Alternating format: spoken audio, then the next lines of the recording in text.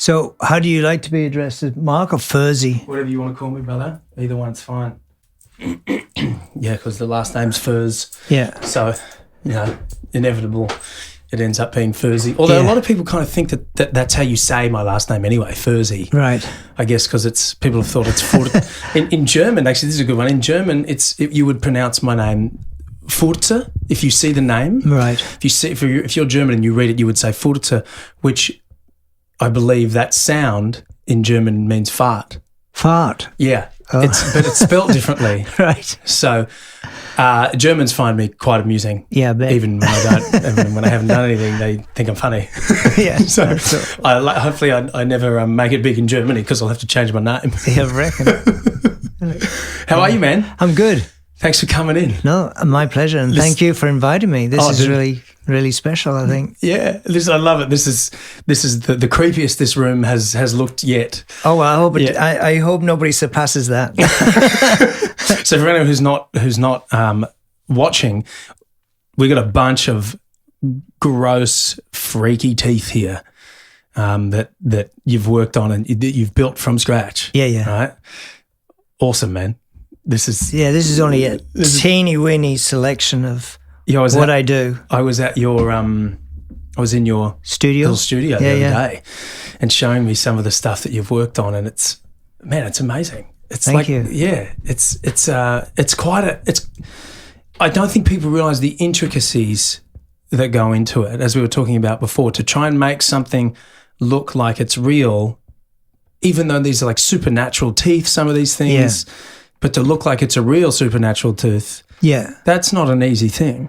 No, and I think the more natural and the more it gets hidden, people don't see it on screen. Yeah. So there's quite a big majority of teeth, like special effects teeth, that go into making a character sometimes, and the more you can, you don't want it to become the teeth show.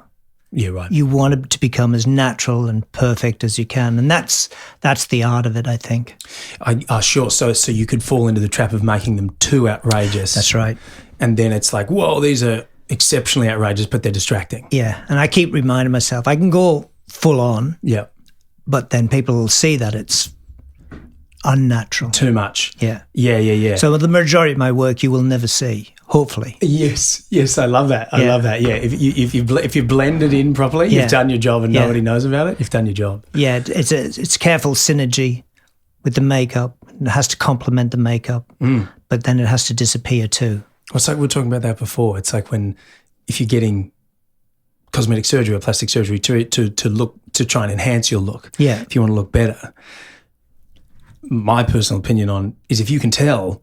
That's right. Then you've ruined it. You've already failed. Yeah, you failed. Yeah. So the trick is to look, because people, I guess, they're just trying to look more youthful more often than not. Of course, yeah. Yeah. So, but if you can tell that you've had work done, it's like, you've ruined it.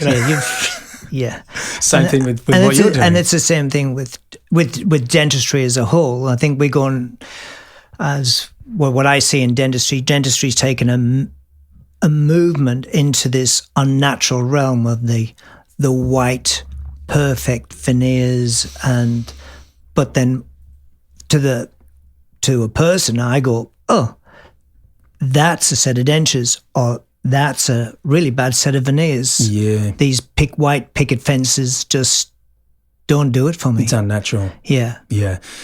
Yeah. And isn't that, how I guess people are trying to look like a filter. That's right. Look like a Instagram filter or Snapchat filter. And it becomes a very digital filter, whereas what I try and do is keep the analog and keep the organic nature of what teeth should look like, even when it goes into the realms of extraordinary characters or incredible creatures. Try to still keep that beautiful balance and imperfection and organicness of it all. That's a real challenge, making something that doesn't exist. That's right. But making it appear real. That's right. It's an art. Yeah, man. It's an art. And I agonize over that. Yeah.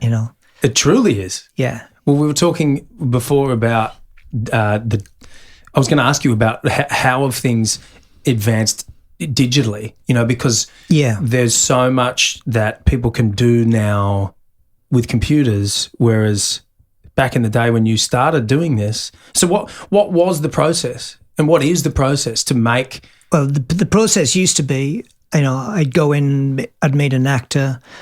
Either their dentist would take an impression or I would take an impression. Then I would pour up the models, articulate the models, survey the models, then sculpt my teeth over their teeth. Whereas now is pretty much since the beginning of COVID, technology has caught up, and now I don't have to see the actor. Then I can get a digital scan done anywhere in the world.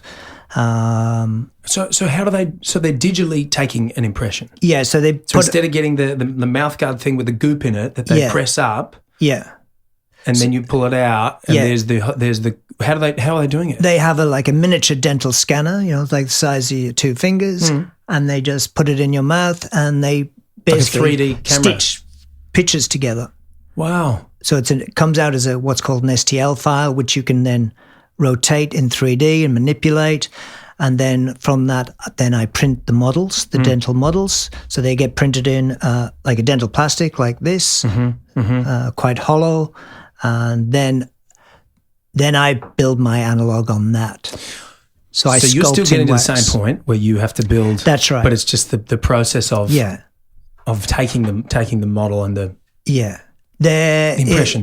In the dental world, what we're seeing in the dental world is a move wholly and solely towards all digital. So the new kids that are getting taught in dentistry are learning CAD and programs and stuff like that.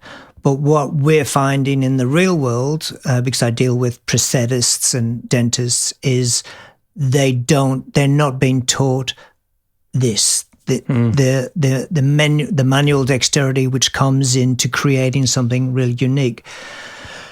And there's always going to be that where you need that in the final products. You're going to need those little nuances in dentistry, I think, that set it apart from the white picket fence. I mean, not everybody wants a white picket fence. Well, it's like, it's kind of creepy. Yeah, it's unnatural. I think there's a point, there's a threshold where you cross. Right? Yeah, that's right. Where you can have something that looks really beautiful. That's right. And then you cross that point, which is getting closer and closer to perfect, which is less beautiful. That's right. And also you can go the other way and it's all mangled. That's right. But finding that sweet spot of how that's right. How much how many imperfections do you add? Do you make? And that comes with being an artist. I look at the older technicians, which are now falling away, and I'm going to be one of them in the next 10 years. I'm going to be, not in this game any. I guess I'm 62 now, coming up, and in 10 years, I just see it. These skills that older dental technicians, they're dropping away now. And what we're seeing is like prosthetists going, oh my God, we need these guys, and they can't get them. So they're paying a bonus to these guys that really have the physical artistic flair. Well, because they're not going to need it, are they? Well, unless it's specific to what you're talking about. That's right. They're just if they're seeing patients in standard dentistry. Well, they're pulling, a lot of in the digital realm of things, which is growing at a vast rate. That's you got to keep up with technology too. But they're just drawing files down from a bank of the database 3D, and they're sticking it on a 3D model, and then they're printing it in one color. So it might be an A1, but it's all blank. It's not. If I'm building a tooth, I'd build it up in layers and layers of acrylic. So I have a neck color intrinsically in the thing, and then I build up a body color and an incisal color, and then I go over with my stains, and then I'll stain it. The nuances and the beauty of what a tooth. I mean, you look at a tooth. There's hundreds of colors in there. Yes, I think that's when you look at white teeth. Yeah. They're not remotely close to white. Someone who's got nice white teeth. Yeah. They're not remotely close to white. And then until you see someone whose teeth are too white. Then you go, and you go, oh, hang on, that's actually close to white. Yeah. And you go, there's something wrong. And what I find is, especially on the Gold Coast, you see the 30-somethings, the beautiful turned out people. They're gorgeous, don't get me wrong. But and I look at their teeth and I go, my God, you've just, the illusion is broken. Yeah. It's like, yes. Really? Yes. Well, why did you do that? And I think that we've forgotten, some people forget that the reason you want to enhance your appearance is because it comes from a biological instinct to want to mate. That's where finding someone attractive comes from, right? Yeah. And there's reasons why males like females with big boobs, for instance, because it means that they'll be good at bearing children. The children will be fed. Because I don't think that actually translates to women with smaller boobs. Doesn't mean they can't feed their children, but there's a biological thing that kicks in. And it's also kind of, I think it's a cycle too. This year might be big butts or big boobs. Yes. But the fashion. You look at the 80s and you look at what was beautiful in the 80s and slowly into the 90s, and it was all small-breasted, quite perky butts for women. Yes. Guys in the 90s wanted to be manpower. Yeah. Do you know what I mean? Well, that's it. They did. Well, the interesting thing now is that the fashions are changing, but everyone... Like the 90s are coming back. You see, you see like these tween girls dressing like the Spice Girls. Yeah, that's right. And they've got the platform shoes on, the big baggy jeans, and the that's right. I mean, skinny jeans are gone. And what was the thing when I was younger? The girls had super thin eyebrows. That's right. And now it's all about how big can you make the eyebrows. I don't know if bright white teeth will ever really take hold, but there's always a few people. I think it's got a use by date. Honestly, I think when you get to in your 50s and 60s and you've still got bright white, you've got wrinkles, but you've got bright white teeth. Okay. Yeah. Well, you see older guys getting for instance, in dentistry, the all on fours. I say the all on fours getting done. That's where they put the people haven't looked after their teeth or whatever, and they get the osteo implants, and then they string a bridge across, and then they build up their dental prosthetic on that, and it becomes, I want the white teeth. And it's like, right. Really? Yes. You're 75 years old. Yes. And you've just got perfect white teeth. It's like saying, well, your denture's nice. Yeah. That's right. This is anatomically incorrect. Yeah, for your age. Yeah, for your age. Yeah. Even for a lot of young folks. Yeah. That's not very common, but yeah. But we've done it digitally and it just looks. Yeah. Everything has to complement everything. Yeah. It's like and I think we've talked about this. The perfection is in the imperfection.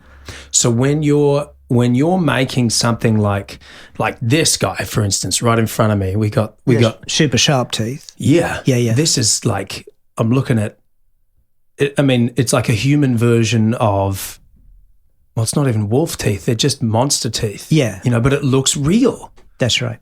So I guess what are you doing? You got to borrow from what happens in a natural human mouth, and what rules do I have to stick to? Yeah, and what rules can I break? Because obviously the shape and the length of the teeth is nowhere near real. I did this one. It was actually for a TV commercial, and that was to look like Conjuring 2. What happened in Conjuring 2, they made demon teeth. Yeah. So they made a set of teeth, but they made them super small. And then what happened was, and it was probably for practicalities, but then when they did that, they were like, it's not enough. So Conjuring 2 needed those sharp teeth. I'm like, well, for the commercial, I said, I can do that, but this wasn't the original Conjuring 2 teeth. This was it. And I showed them a picture. And then they digitally enhanced that. So I was like, I can do better than that. I can give you perfectly set of interdigitating teeth. Yeah.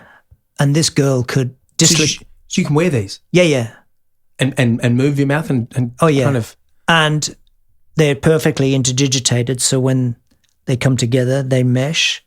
Wow. And so these are those anatomical rules that you're following. They need to be able to mesh. You need to be able to open and close. And you've got to think about, hang on, these points are going to stick in somebody's lip, or they could puncture a lip. I mean, they're fucking savage. Yeah, they're like, savage. Yeah. So I make them so when they mesh and they close their mouth, everything's tight. Yes. And that's the beauty of them. Yeah, wow. As soon as they come up. And this particular girl, she could dislocate her jaw. Like a snake. Yeah, so when we were doing the photo shoot, she was going, wider, and then click, and then... Oh, my God. It was incredible. And then you've got these massive, sharp teeth hanging down. Yeah, but perfectly interdigitated. Wow, man. It And was awesome. And that's, And that's where I think I fit in type of thing. You know, I can do, I have the skills, the 30 odd years of dental skills and training to do that. Whereas what I see in a lot of FX shops is, let's just make a bunch of points that don't interdigitate, don't balance. They don't get those rules that you learned. So, what was your background in dentistry? So 84, I came pretty much out of my training. So that's how many years now? Jeez, that's 40 years. 40 years ago. 40 years, yeah. So 40 years ago, I more or less came out of my training. God, that ages me. Thank you. I was 2 years before I was born. Yeah. So my dad was a practicing dentist at that point. So he's retired now. Yeah. Dad's in his 70s, but he's going to find this fascinating, man. Yeah, right. Like, because he knows exactly. He was just a standard dentist. Yeah. And never got to do any of this kind of amazing stuff. Yeah. But I bet deep down he was always like, fuck, I'd like to make some real mangled ones. Look, as soon as I was going in 84, 85, when I was in my training, I was still like, you know what? I knew what I wanted to do. Yeah. So when did that happen? When you were like, I don't want to make normal teeth. I want to do something different. It started off really when pretty much the first few weeks I was in my dental training. Yeah, right. Yeah, this is boring. What happened was one of the guys that was teaching us, what's his name? Jeffries, Mr. Jeffries, or whatever his name was. I can't think of his name now. Anyway, he was doing something like this, and in his spare time at the back of the class, and I went up and I had a look, and I'm like, that's what I want to do. Yeah. This is way better than... I had to learn all the ins and outs of getting to that point. So then... Yeah, so if you jumped to that, then you would have missed out on all the anatomy stuff that you need to get right. The intricacies. That makes it look real, because this is the thing that's blowing me away, is these horrible mangled teeth. Yeah. I know they're not real, but they look like they're from this snake-looking thing with the 3 sharp ones at the front. So we did that for a... what was that for? That was for a commercial too. So this was, like a Dusk Till Dawn character. Yeah. So we did a whole bunch of those for a TV commercial. That's incredible. Yeah. The gums and the That's right. Like it's a hybrid snake That's human look. Like it's not that I've spent much time looking in snakes' mouths, but you know what I mean? Like that's right. It doesn't look like, this is some fantasy tooth. No. It looks like that could have actually happened. That's right. I'd hate to meet the guy who's got the mouth like that. But yeah. Okay, so you see this guy making these things, you're like, I need to. Yeah, this is way better. Yeah, and then I progressed into the dental world, and did you see patients for a while? Patients? Like patients. All the time. In the lab, I'd patients used to come in, patients used to go out. Yeah. We used to go to dental. So you're a dental technician? Dental technician by trade. Sure. And then, I ended up running, so it was Gold Coast Dental Laboratory, and I ended up running their Chrome lab, so I got taught in Chrome and Crown and Bridge and pretty much everything. A lot of metal work, a lot of gold work and things like that. And then I think what happened then basically I wanted to set up my own lab, and my brother and I set up Genesis Dental Laboratory, and we ran that for many years, and that's when I was like, I can get into the film industry here. The special effects workshops were doing a shocking job with dental prosthetics. They're really primitive, doing stupid things. Yeah, right. And I was like, I can do this better. Interesting. And then within a couple of months of I think what happened one day was sitting on my bench, and we were making coin. Like, it was good money back then. Yeah, well, it's such a niche thing. That's right. Like, if you can do it well, but who else is doing it? But this is for dentists. So I was making coin back then. Right. And I was like, nah, you know what? I had this lucrative thing that was happening around us, and we were a good dental laboratory. And I was like, my benches were full, and I'm looking at the benches going, I'm a robot. I'm just pulling the next one off, doing the same kind of thing. You're working. You may as well be working in a factory in China. That's right. Yeah. And I was like, nah, this is not fulfilling my soul. This is not filling my creativity. So then I was like, okay, I'm going to get into the film industry. And then somebody saw my little sculptures. I was doing little gold sculptures and stuff like that. And they were like, I'd make a good set dresser. So I was like, okay, I'll try that. And so I said to my brother, the lab's yours. I'm off to join the circus, and I went into the film industry. Okay. Yeah. So you got in art department first? Art department first, and then within a couple of weeks in art department, hey, can you build this? Can you build these props? Can you do this? Oh, this is a picture. Can you make this? And I would literally go to the dump, and I would pull out shapes out of the dump, bits of plastic, and I would make this thing and put it on set. Throw it together however you can. Or what I would do is, back in the day, I would make the thing first. I'd get a brief. I'd make the thing first. Then the storyboard artist would draw it. Then the production designer would present it to the director, and he would say, we're thinking about this for the satellite. And the director would go, can we make something like that? And he'd go, we're going to try. No, and it was already built. We already have. It was already built. And they'd come back a week later and they'd go, oh, here it is. That's so good. You could come back 10 minutes later if you wanted to. That's You've got right. to keep them guessing. Yeah, that's right. That's great. Yeah. I love that trick. Yeah. It's a bummer if they're like, no, I hate it. No, that's You're right. Like, fuck, okay, I'll just pull this off and stick something else on it. Yeah. Yeah, okay, cool. So you were in art. How long were you doing art department? So you were doing probably very few teeth then. It was all just I was working with a friend of mine back then, and he would get me in because he had a small place in Studio Village, and he was making his stuff out of the garage. And I'm like, dude, we've got a whole laboratory here. Come down, you can make your stuff here. And so we did body casts for things like Thin Red Line, The Matrix, and we were doing stuff in there. Then he gave me a chance to do something bigger, and we created a massive octopus and tentacles for 20,000 Leagues Under the Sea. And what do you make the tentacles out of? What do you mean? What did you make them out of? What was the? Oh, that was a silicon, I think. Okay. Back then. So this was squishy. Yeah, but we sculpted in clay and then made this giant mold. Three of us there was. We made this giant mold, and that went into the water. Wow. And we put mechs in the so you could flap octopus. Them around? Well, I was the first one in the tentacle, getting thrown around in the water. And you've got to test these things, right? Yeah. And I think it's about, God, it must have been at least 10 weeks in the tank with that thing. Wow. Yeah, it was incredible. Sick to death of it by the end of it, I'm sure. Yeah. And I think the first day I was like sucking through my air in like an hour. And by the end, you're on the bottom of the tank just... Oh, wow. Yeah. So you were in the water like... full on. Yeah. So you were being the octopus? Yeah. Are you credited? You should be. Oh, gee, I don't know. In the cast? Octopus. Yeah, the octopus wrangler. Tentacle wrangler. Yeah, octopus mastermind. Yeah, that's right. Yeah. Possibly, I don't know. We need to fix that. Yeah. I don't. I used to care about credits. Yeah, I don't care about credits anymore. Yeah. Although if you're going to be credited in something, that's a pretty cool one. Yeah, that is. I actually played the octopus in 20,000 Leagues Under the Sea. I have been credited as a tail wrangler many times. So what? Tail wrangler. We built tail wrangler. Yeah, great. we helped build mermaid tails. So I used to put the girls in the mermaid tails and stuff like that. Okay. So it's the best job description in the world. Tail wrangler. Yeah. Yeah. Just conjures up a whole different. Yeah. Absolutely. I mean, it's so open to interpretation, isn't it? Yeah.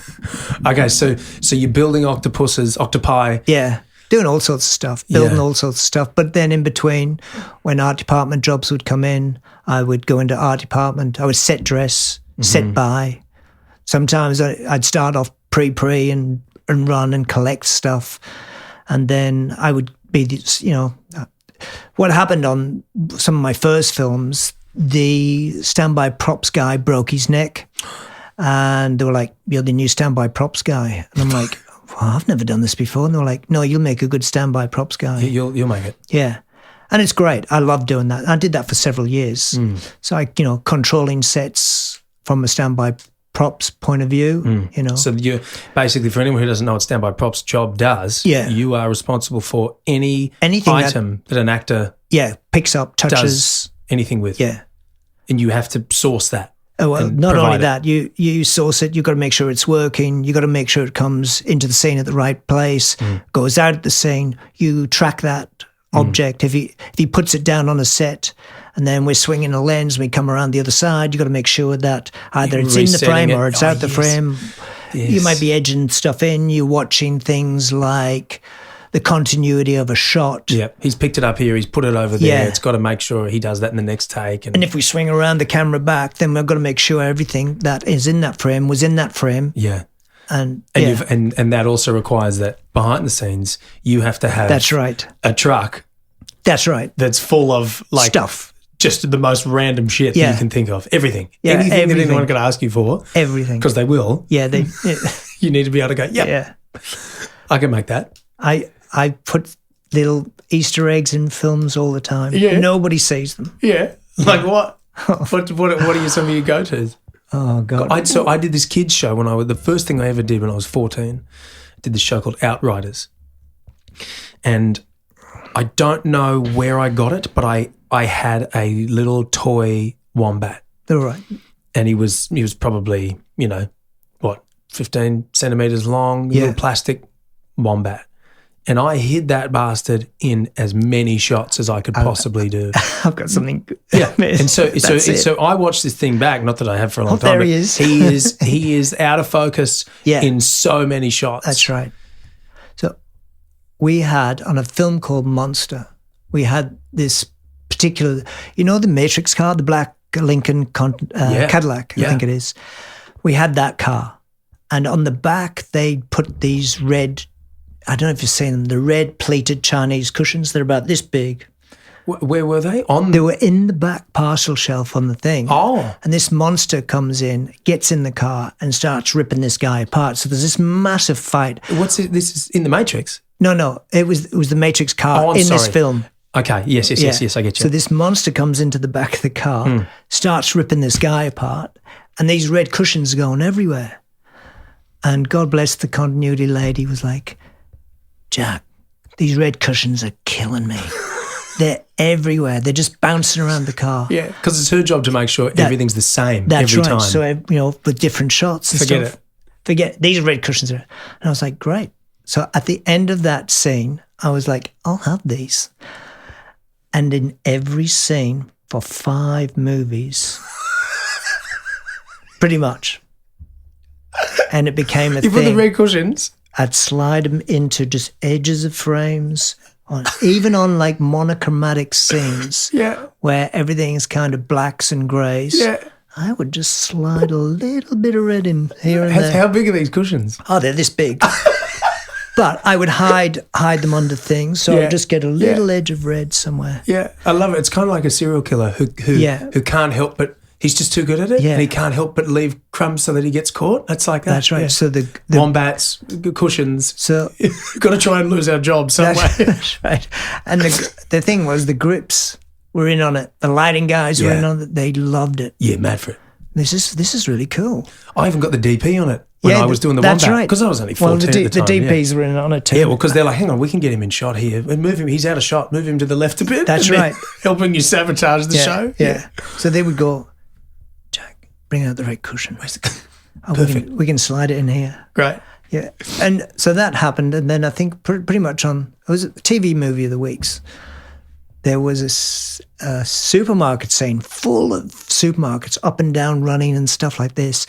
And this red cushion had flipping to scene as if just, blurred out as the person, because it's colour and movement and whatever. Yeah, you never know. Anyway, the first saw it. He's like, I've seen this red cushion before, and rah, rah, rah. And he literally threw it across the room. He goes, this is an art department joke. I never want to see this red cushion again. Oh, he cracked it. He got you. Yeah. But what happened was one of the cameramen, I'm not going to mention his name, pulled off a pink elephant. And he went, there you go. He's your new victim. He's your new fella. That's great. And that was wedged in. Yes, pink elephant. Perfect. Tiny little thing. But Yeah. These things are important little, like, it's one of those things where if you know you've done it, you can't unsee it, because you'll be looking for it in every shot. But people never see it. No. I would write my name. If there was wire hanging down, I would just stick my name in there. And a few, I'm like, oh my God, there it is, Yeah. But nobody will get it. No. Because a camera's got to be at the right angle before you see. Yes. I love it. I love it. It's good fun. But it keeps things light on set.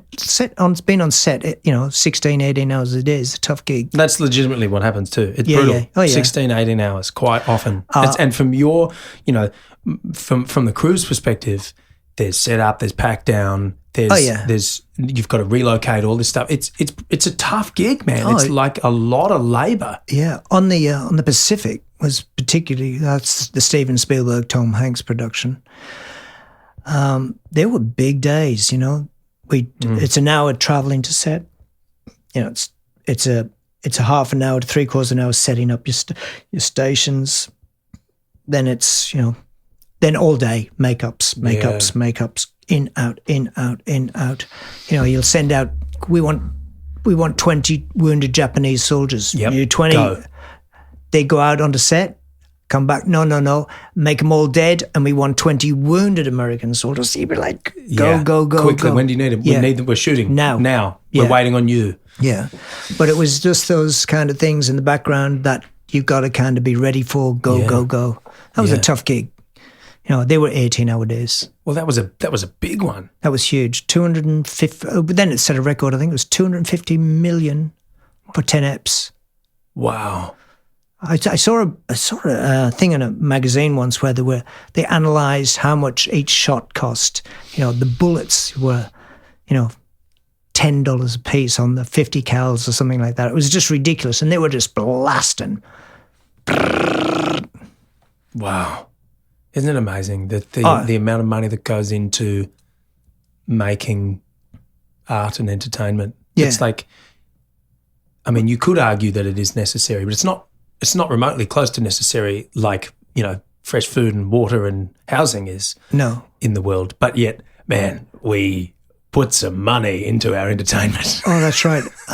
Like when we're doing the airfield scene, in the real life situation, those American Marines went across that airfield, took the airfield on Peleliu in basically 24 hours. Mm. We were there months. Oh, God, yeah, that's right. Really trying to get this thing right. That's right. In reality, it's a slog, isn't it? Yeah, but some of the setups were like 4 hours a day, and the special effects would come in and set up these massive explosions and get all the guys ready with their rifles, with their 50 cals, in the distance, 30 cals in the distance, 50 cals, you name it. They were just ready to go. And then they would have the whole set, and the camera crew would do the run-throughs time and time again, making sure, because you get that wrong, then there's another 4 hours setting up. And then bang, and then everybody would come down to set to watch it. It's a spectacle. And we'd all be like, they go, right, we're ready to go, we're all live, special effects live. And then there's a show. Then, there was. I'd run out of the makeup truck. Oh, I'm coming down. Here we go. And sometimes your guy that you've done makeup on is the hero of the scene. And you got to get that just right. When he hits, you could blow his arm off or stuff like that. So you're working with costume, you're working with special effects that are doing the explosions on his arm and stuff like that. Checking the stitching, making sure that's all going to rip off, how is his arm going to land and stuff like that. So doing special effects makeup, you've got a prosthetic on his arm, you got prosthetics on his face, he's getting shot up, and now his arm or leg gets blown off. So much detail to get right. And layers. An art department are laying their bodies on our bodies and stuff like that. Yes. Isn't it interesting how when you just described when you're shooting that in real life, everyone runs out to see it. Oh yeah. And seeing it and experiencing it in real life is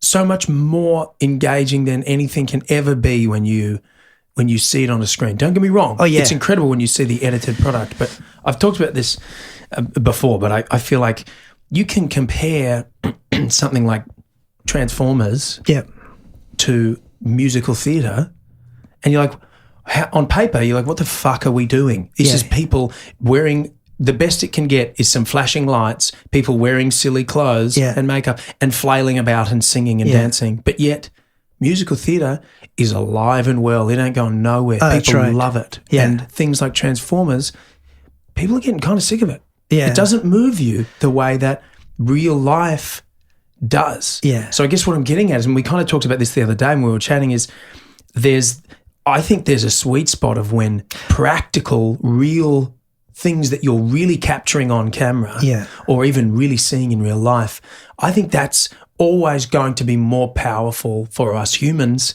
than something that is completely digitally created. Yeah, I think there's certainly, obviously digital and CGI is a tool.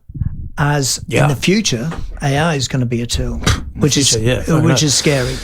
But I think it's pretty much here. I think what people love about cinema is, especially with practical effects, is the authenticity, which we've talked about, of you're filming something that's there. That's right. Something is real. I can react to this, whether it's a set of teeth or whether it's a monster in front of me. Yeah. I then can see that, experience that in real time. Whereas if I'm looking at a green guy in a suit, I think there's something lost. Maybe it's the little nuances that are lost. Definitely. Yeah. I think it was Ian McKellen talking about acting on green screen, and he played Gandalf in Lord of the Rings. And I think it was him. I could be getting this wrong, but he was basically like, by the end of it, he's saying, I don't want to do this anymore. Like, I don't want to do any more of these. I'm sick to death of standing in front of a green. He's like, this isn't acting. Yeah. It's like I'm a classically trained actor. Yeah. And I'm standing here in a green room. Yeah. Like I'm, in some nuclear swamp, and I'm not acting. Yeah. I hate this. Yeah. Which is I've spent months and months in blue screen world. Yeah. It's just, it's okay. You're getting paid, and you're getting paid well, but it's like, oh my God, I'm here again today. Yeah. I'm not seeing any sunlight. I'm not in the dirt. I'm not in the... Yeah, yeah. That's a different experience. Yeah.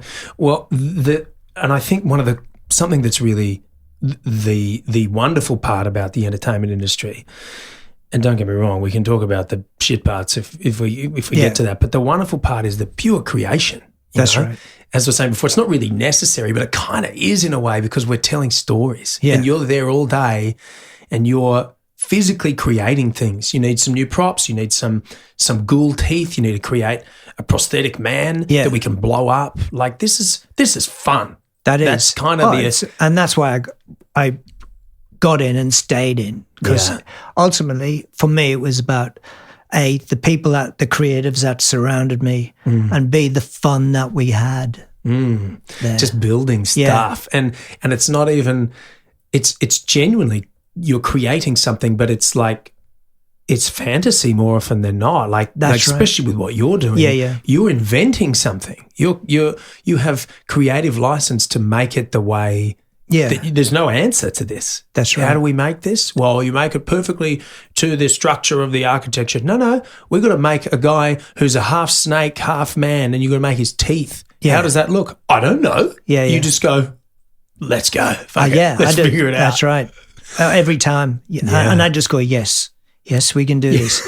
Yes, we can do this. And then you fumble your way through it and figure it out. Yeah. You I don't know. There's something about living in the now where you just go, this is going to happen. I don't care what it's going to take. I mean, I did probably what it should have been one of the most simplest jobs just recently, but it was a tricky job and it was nothing. And this is it, especially with dental prosthetics, you might get 10 sets of teeth, but you know what? You're going to get 2 in there. That's nearly, and it might look so simple to do, but technically to make them fit, make the person talk, make the actor comfortable, there's always that margin where they may not. I know there's plenty of times that I've talked an actor off the ledge. They put a set of teeth in. They're like, I can't do this.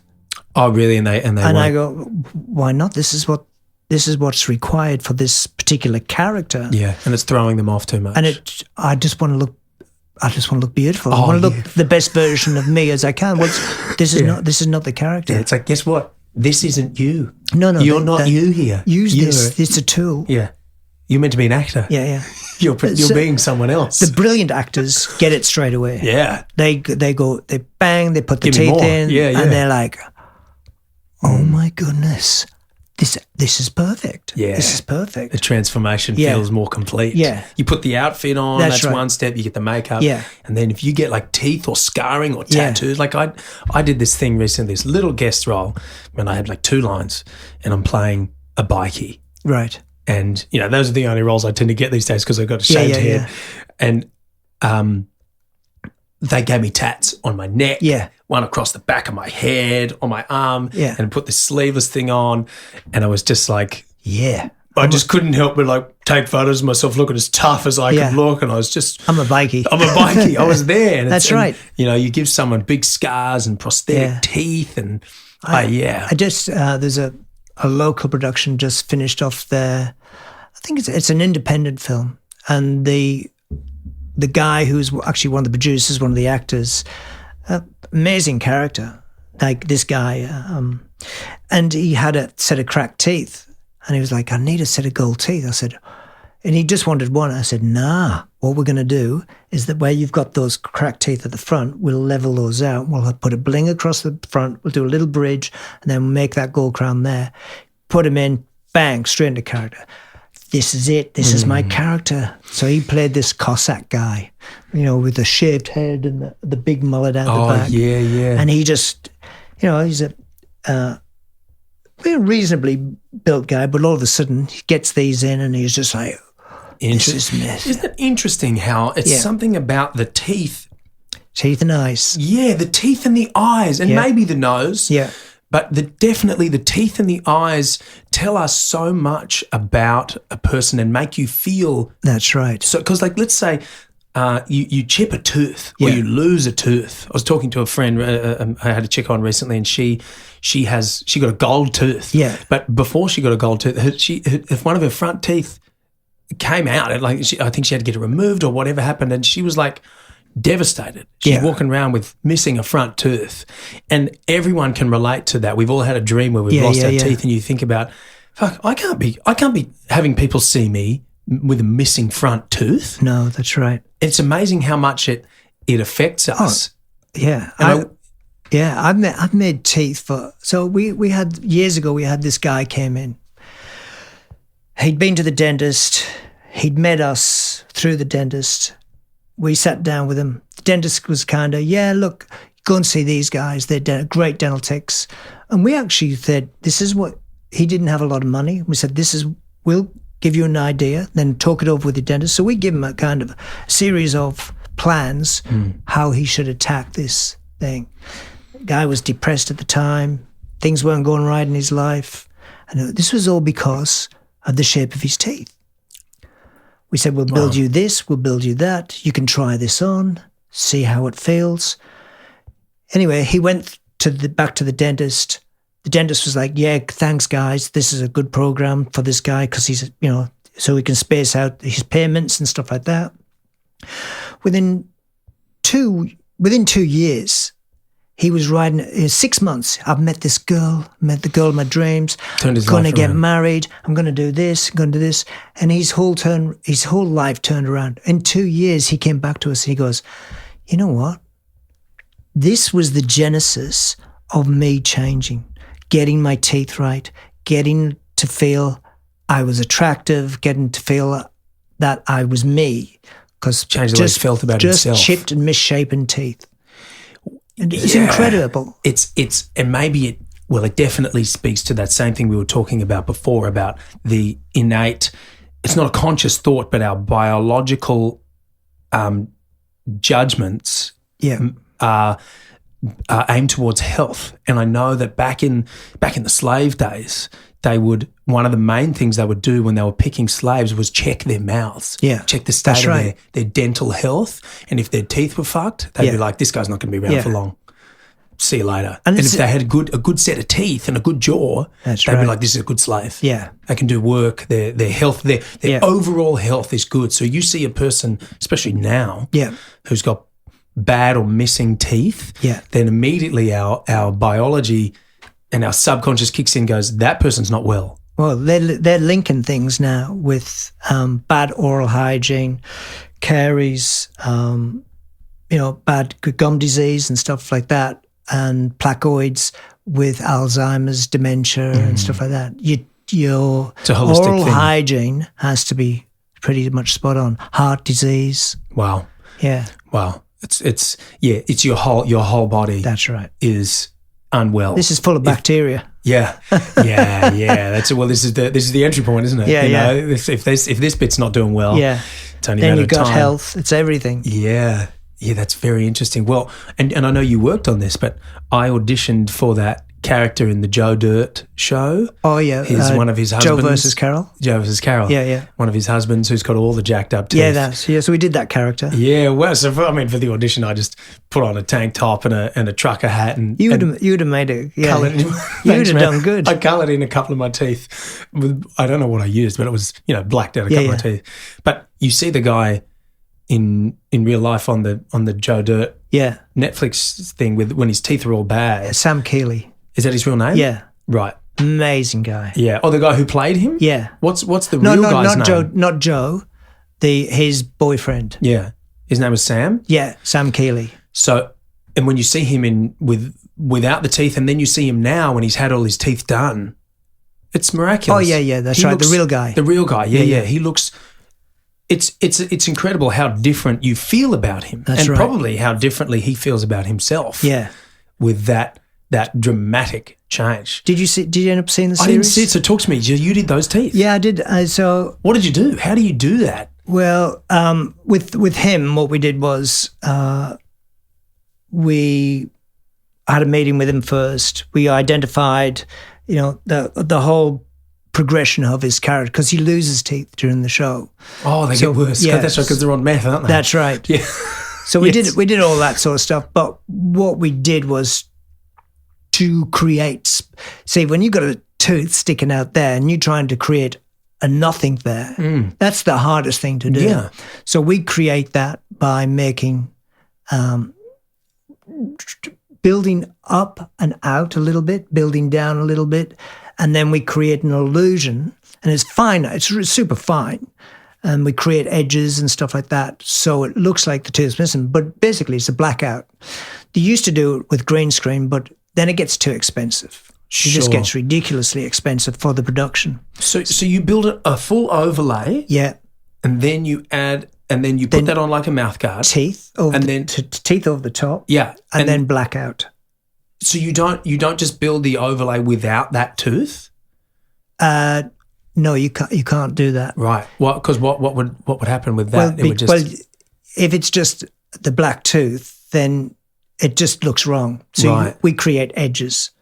Yeah, right. So we hide the gap basically. That's the best way to do it. Oh, that's the best way I've found. Yeah. Yeah. And it works. Because he had a few missing, right? He only had a couple of teeth. Well, he ended up, I think it was about three or four teeth missing. Wow, okay. So that's from memory. So that's a hard trick to pull off. Yeah, it's very hard. You've got to be a good tech to get that right. Well, and the irony is most people are doing the opposite. That's right. They're trying to make that's right. They're trying to make people's teeth come back. Yeah. Your job is to try and make people's teeth disappear. That's right. And for that we made a whole bunch of other stuff too. We did the what's the lady's name? that we did. Oh, Kyle MacLachlan played him, the husband, the older guy, Carol's husband. Oh yeah. So we did his teeth, but you don't notice his teeth because in real life he had two kind of dodgy big crowns, discoloured. We did just the two teeth on him. Yeah, right. Just true to the real guy. And then for a lot of the characters, we made ear plumpers. So I made ear plumpers that they were going to do prosthetics, and I was like, guys, you don't want to be tied up every morning 2 hours putting on ear prosthetics. That's a pain in the ass. It's a bad idea. And I think they already had some made up. And I was like, nah, this is what I'm going to do. And it was amazing. So what is it? I just made it what I called an ear plumper. So all the natural curves of the ear behind, and I don't want to tell my secrets. Okay. But it's a thing. It's a thing. It sticks your ears out, makes you wing nut. Like this. But from behind, you can't tell. Because that was going to be my question. I mean, how do you get around it when you shoot it? Okay, so you make a thing, whatever it is, that looks like the back of your ear. Yeah, so Carol's husband had them, Sam Keeley had them, and I think another character had them. Yeah, wow. Because they were all quite flappy-eared dudes. Yeah. Isn't it funny how the ways that you can make someone look more goofy, you wing nut their ears That's out, right. You get rid of a couple of teeth, you maybe flatten the nose or anything. It's just a couple of eye bags and off you go. Yeah. Wow, that's so you worked on some pretty fun projects, right? Yeah. You've been doing this a while. I've lost count. I looked at an invoice thing the other day, I've got like 400 invoices on different movies. Wow. I was just like, no, that's just teeth. So when did you start in like entertainment industry doing the special effects and the prosthetics and the teeth and that kind of thing? The teeth, the first one was a student film in 1991 because I was doing an acting class with an actor. Wow. And he was like, hey, these guys are making this vampire film. I was like, yeah, vampires. I love vampires. Yeah, I can So I do that. made their vampire teeth on that. Okay. And then from there was a little quiet period. I was still running the lab and stuff like that. Then in 96, I met a friend of mine who was kind of in the beginning of starting to expand his special effects workshop here on the Gold Coast. And so I kind of joined forces with him doing a few little things. And then they got to bigger things and then straight into art department and mixing and matching as I went, just to keep things interesting. I used to love it because, 1 week I'd be doing, one film I'd be doing special effects makeup. Next things I would be doing, dressing a set. I'd be the on-set dresser and then standby props and gosh, it's kept it interesting. It's a very exciting environment, the film industry. It is, because I think it is the pure creativity that keeps people there. Because if you took away the creativity and kept the hours, you wouldn't do it. You wouldn't do it because it's brutal. It is. We talked about it before. You're doing 16, 18-hour days. It comes with sacrifices. Yeah, it does. Yeah. Those sacrifices are things like your relationships. Yeah. If you're married, it's possibly your marriage, your children, your grandchildren. When people pass away, you're not going to those events. When people get married, you're not going to those events. Your public holidays where all your mates are going out on Australia Day or they're respecting Anzac Day, you're shooting. Yeah, and then even the financial thing, because you may not get another gig for months. That's right. It's and through my time in the film industry, it's been a lot of feast and famine. It's like 1 minute you're flush with cash, but then you realise, hang on, when's the next job? So you tighten your belt and you don't spend and you live frugally, and that's what I've done pretty much all my life. I think it's like everyone in the entertainment industry. It's like that's the same story. And I think in some ways it's a good lesson. It's a lesson how to, if you don't have the money, you don't spend. You tighten your belts. You still, when you got no cash, you're not going out, racking up your credit card, living the high life. Yeah. Yeah, you got to be conscious of the fact that this could be a while. It could be a while. I've got to make this and everything stretch. Can crumble away. In a heartbeat. Yeah, and here's the other thing: you can get a job that can be an incredible job. That pays really well. Yeah, and then it may not be that long till the next one, but it may be a fraction. That's right. But but there's no other jobs around, so you're not going to not take it. Oh, look, the dental industry. What if I was so if I was making a set of dentures for the dental industry, I'm looking at, I'm not going to say the price, but I'm making probably 5 times as much for a set of dentures with not half as much work as what I have to do on a set of teeth. Yeah, wow. Because productions are they're always looking for the next best deal. Of course. Of course, yeah. But and there's always a young person that doesn't know how to do it. They'll go, I can do that cheaper and more dangerous. Funny? Yeah, and I don't have the insurance. Yeah. Which is... So if you were just in it for the money, you'd just be working as a dental technician in a lab just pumping them out. Yeah, but making coin. Making great coin. Yeah. But how'd you feel in your heart? Yeah. I had to just be desolate. Yeah. It had to be horrible. That's the... Look, and like I said, it's the people you meet. It's the creatives. It's the makeup designers that, the good makeup designers that know what they're doing, that they're best at the game, that are smashing it, especially in Australia. We have some amazing makeup designers that are just smashing it all over the world. They're just incredible and incredible creatives. Yeah, yeah. And you know what else is pretty sweet is that there's quite a scene here on the Gold Coast. Yeah, that's right. Little Gold Coast. Yeah, Little Hollywood. Yeah, I mean, you've been here for... In Australia, 41 years now. But on the Gold Coast, you've been here for ages, right? Actually, a bit longer. Yeah, since 81, I've been here on the Gold Coast. And you've been able to maintain a career doing this, being based on the Gold Coast. Yeah. Obviously, you go where they need to shoot, but there's... Yeah, that's right. There's a fair bit up here, right? Oh, there's more and more, but it can stop at any moment. Sure. Yeah.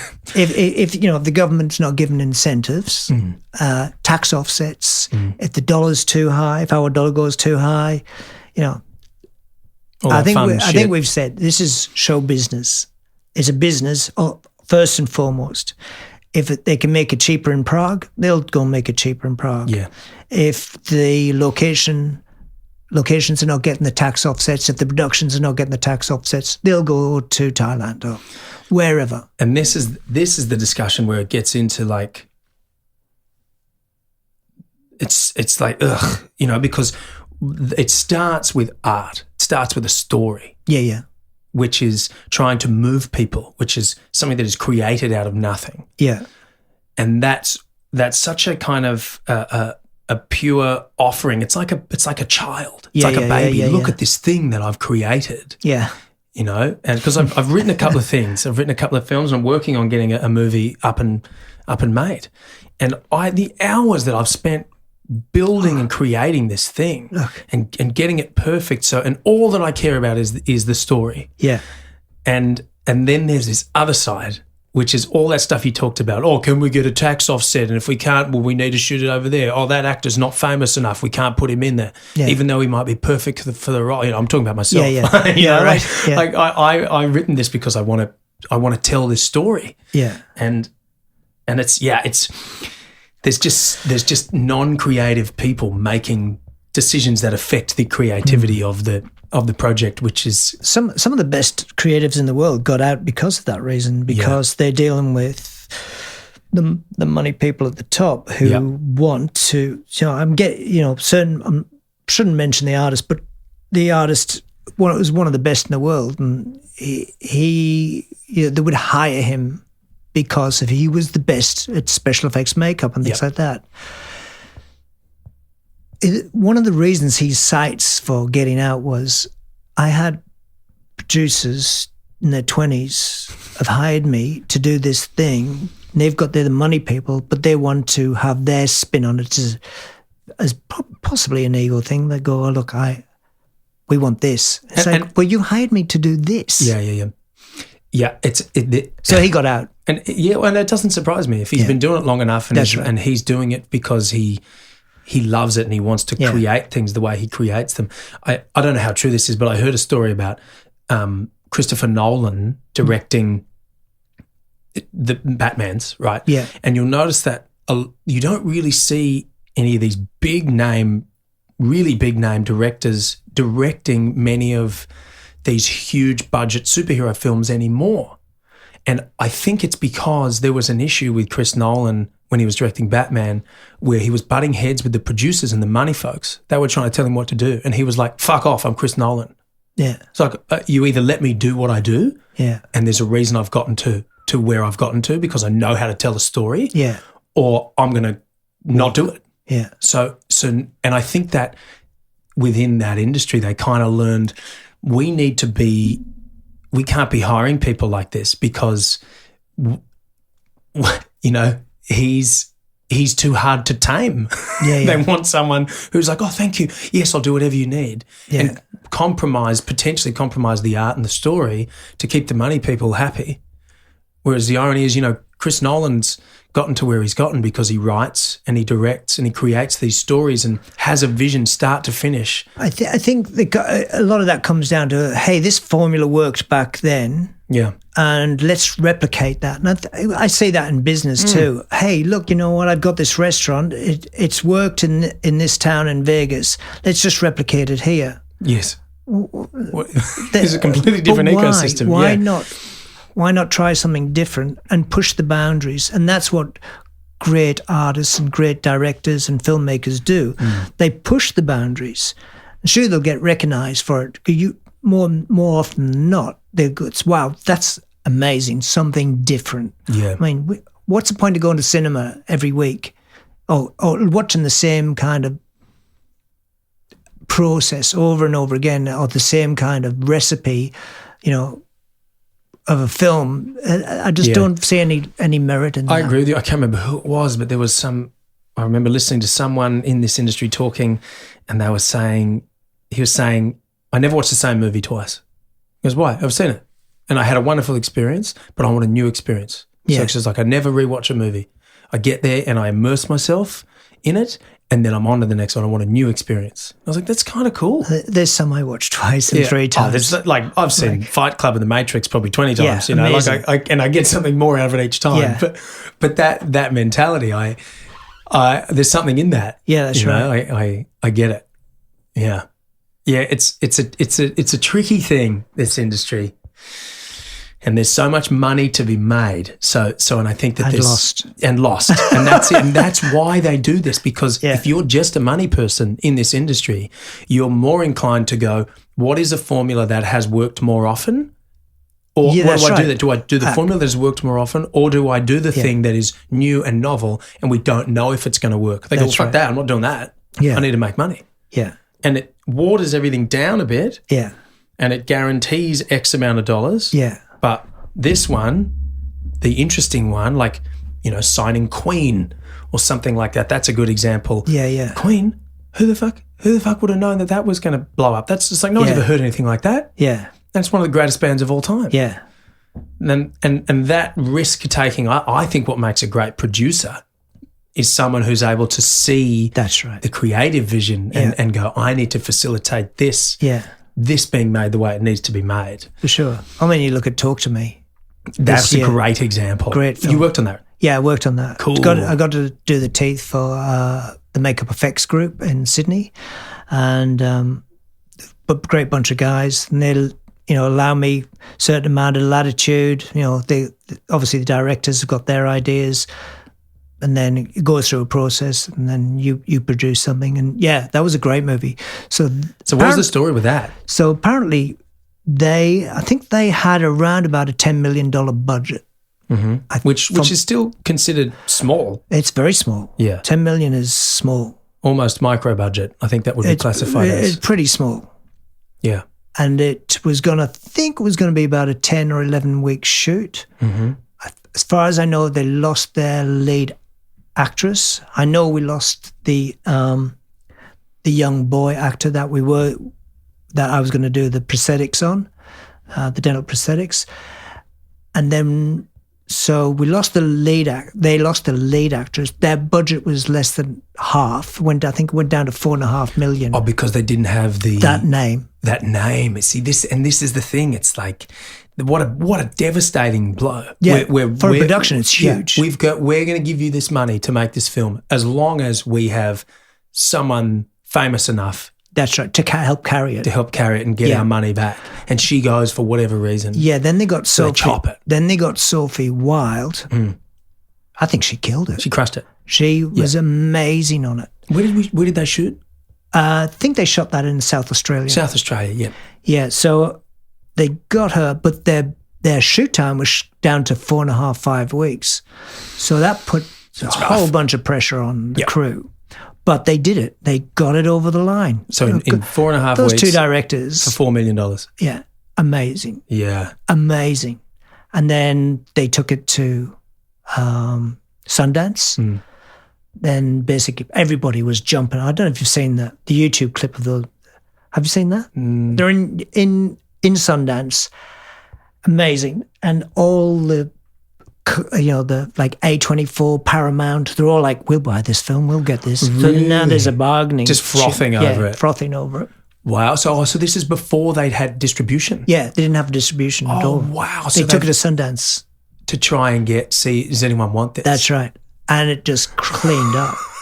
Just a feeding frenzy from these money folks. They were just like, and they were just like. Isn't that a cool example of that though? Yeah. It's like they believed. They pulled it off on a tiny little budget. They had with no some time. of the best special effects makeup artists, storytellers, cinematographers in the country that all believed in this project. Yeah. Believed in these two directors.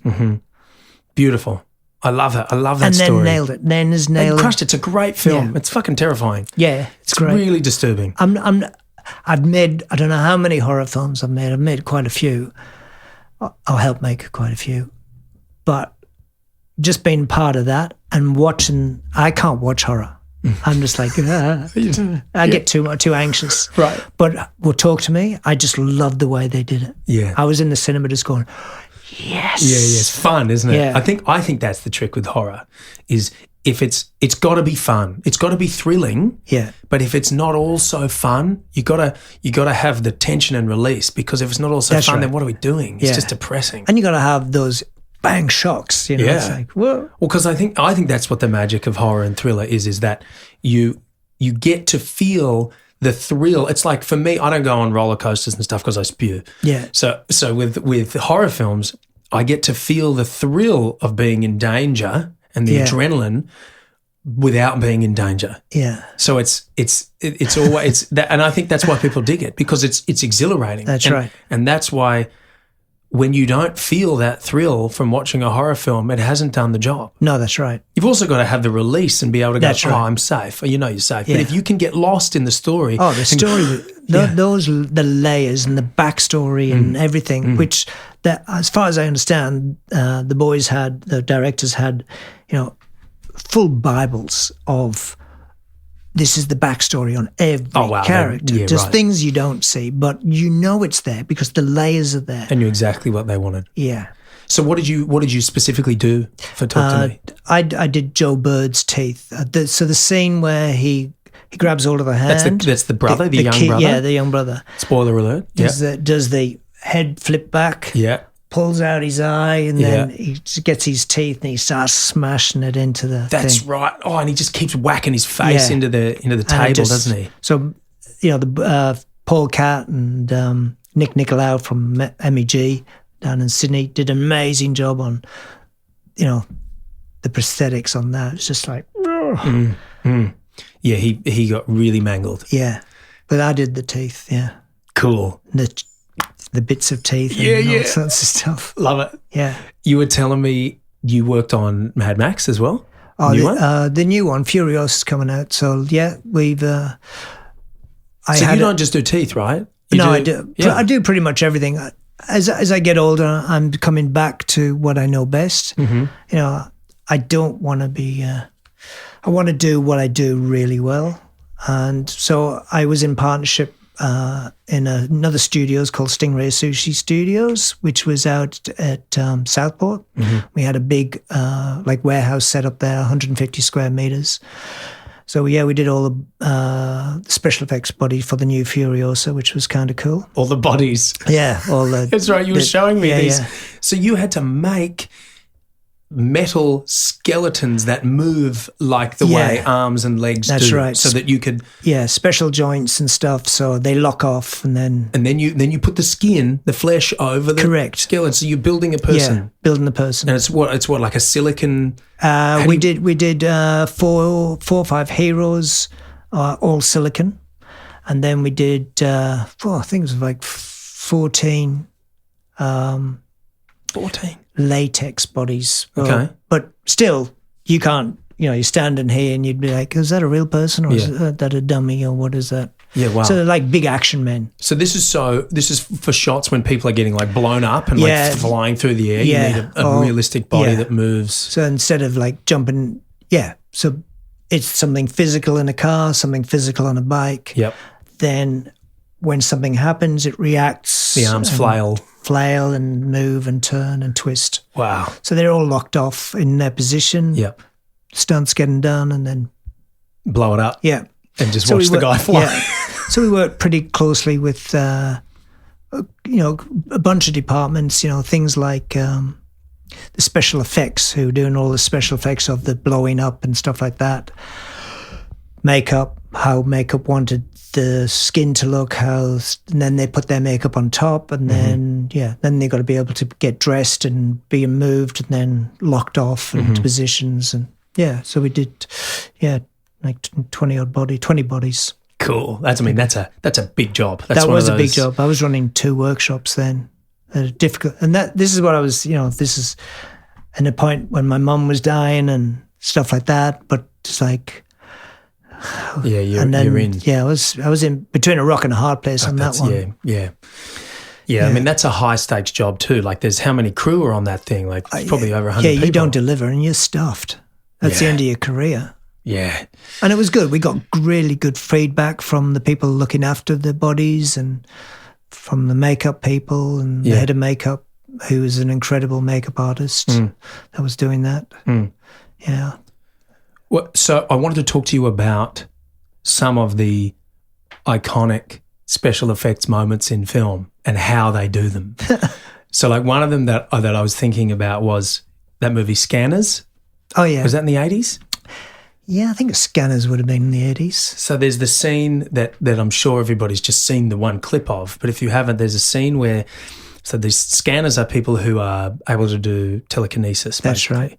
And there's a guy in a lecture room on the stage, and he's saying how he's explaining he's a scanner and he can do things with his mind to affect people's thoughts or whatever in the world. And he's giving this demonstration, and something happens with someone in the audience who's a real. Is this where he's? Yeah, who's like an evil scanner. Yeah. And he makes the guy who's sitting on stage, he makes his head explode. Yes, right. And you see this shot in full view of this dude sitting there, and then he's like, his whole head blows up and guts and brains and everything everywhere. Yeah. Awesome shot. It's a cool moment. It's fucking wild. Yeah. How are you pulling? How are they pulling something like that off? What are they building? Do you reckon? I think what would have been practical effects back then. For sure. So they would have just taken done a head cast, probably Head and Shoulders, probably made a dummy for that. Okay. So they cut to. They'll with clever cutting, they'll switch out and switch on. Yeah. Then, lock the camera off, make sure it's exactly the same shot. Yeah, switch pretty out much. your Yeah, guy. pretty much. Yeah. Switch out the guy, body comes in, turn away, come back, and then it'll be probably.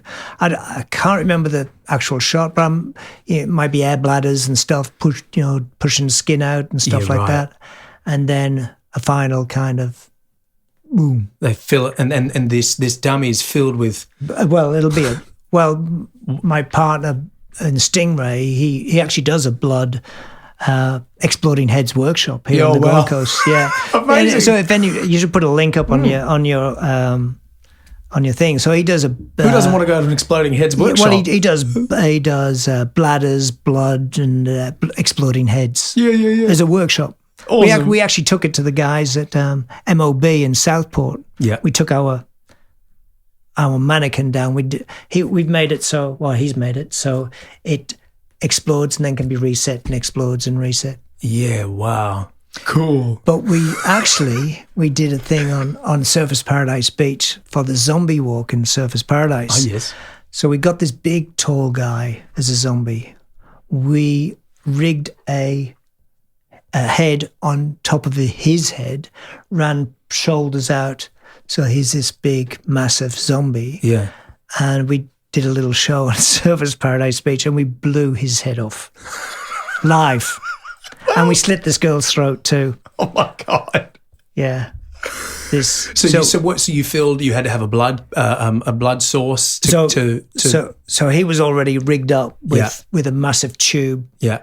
Brains in the center. What do you use for brains? For flesh and tissue, I think it was bits of what we call nurnies, so bits of things. Bits of nurnies? Yeah. So we make latex, like sinewy bits. Oh yeah. So it's bouncy and rubbery. Yeah. Oh well, no, just like real flesh. Oh wow. So then what we do is you pack the tube with the nurnies. You pack the tube with a bit of foam first, bit of plastic, fill that with blood. Fill the nurnies and stuff on the top. Place the brain. Sounds like the name of a great punk band with the nurnies. Yeah, there you go. And then close up his head, and he ran around for for the duration of the show. Yeah, and everybody thought this guy's a real guy. Yeah, and then we blew his head off. Wow.